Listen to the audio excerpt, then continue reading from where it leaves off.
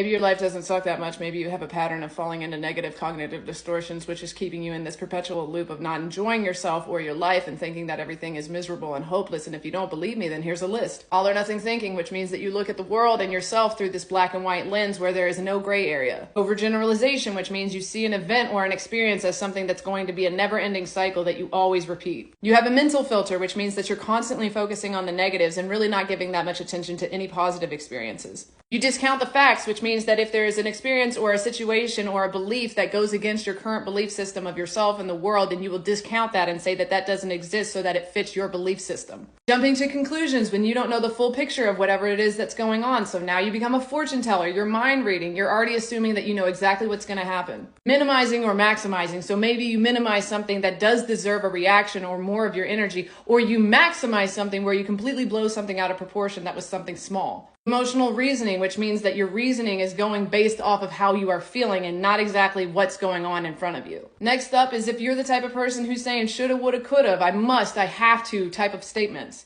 Next up, we have labeling yourself or other people. So if somebody does something foolish or you do something foolish, instead of saying I did something, they did something foolish, now they are foolish, you are foolish. You have taken on that label or given that label. The last one is personalization and blaming. So the first one is basically when you take full responsibility for a situation that was not all of your fault or responsibility. And the second is when you put that blame completely and entirely on somebody else. I'm going to be doing a whole series on these and unpacking both the negative and the positive ways that we could be doing this. I want to show both sides of that on every single one that I just mentioned. And I also want to talk about how we can start identifying these cognitive distortions within our own lives, understanding when they are happening, and how we can start replacing these patterns of thinking. But otherwise, my name is Sarah. I'm your favorite self-experimenting coach or companion, and I help get people reacquainted with who they most authentically are by showcasing different perspectives and different ways of living, and you get to choose which part of that works, and you get to make it authentic to you. So anyway, you're an amazing person, and I hope you have the best day.